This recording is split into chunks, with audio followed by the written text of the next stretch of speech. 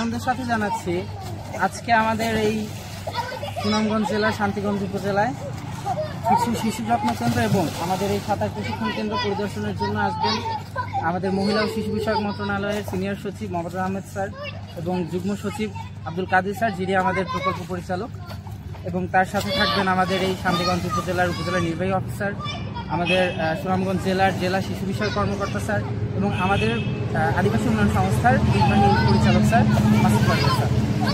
আজকে ওনাদের আসার পেছনে উদ্দেশ্য হলো ওনারা তো কিছু যত্ন কেন্দ্র এবং এই সাঁতার প্রশিক্ষণ কেন্দ্র পরিদর্শন করবেনই, পাশাপাশি ওনাদের সাথে এই যে শিশুদের অভিভাবক যারা আছে আমাদের সাথে সম্পৃক্ত, আমাদের স্টেক হোল্ডার, এমনকি আমাদের এই সকল গ্রামের যে গণ্যমান্য ব্যক্তিবর্গ যারা আছেন, এনাদের সাথে ওনারা একটা মতবিনিময় সভা করবেন, যেখানে আমাদের প্রকল্পের সার্বিক ব্যাপার নিয়ে আলোচনা করা হবে। ওনাদের মতামত জানতে চাওয়া হবে যে এলাকাবাসী আমাদের এই প্রকল্পটাকে কিভাবে দেখছেন, ওনারা উপকৃত হচ্ছেন কিনা, আমাদের এই প্রকল্পকে সামনের দিকে এগিয়ে নেওয়া যায় কিনা, বা এই ব্যাপারে তাদের মতামত কি, এই বিষয়াশয়গুলো নিয়ে আজকে আলোচনা সভা হবে।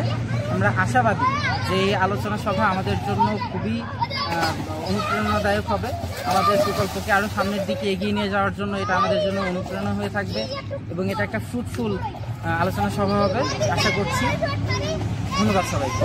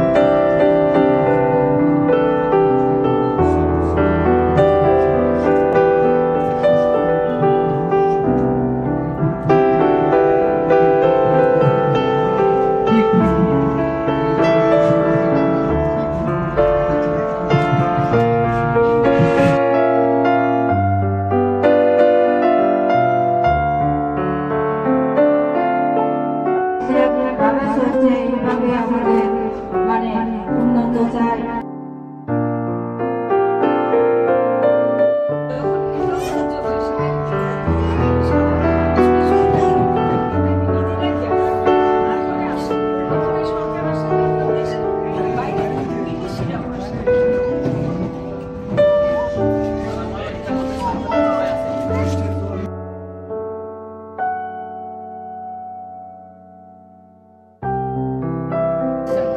এই প্রকল্প চলাকালীন অবস্থা আজকে বছর খুব ভালো হয়েছে আমাদের এলাকা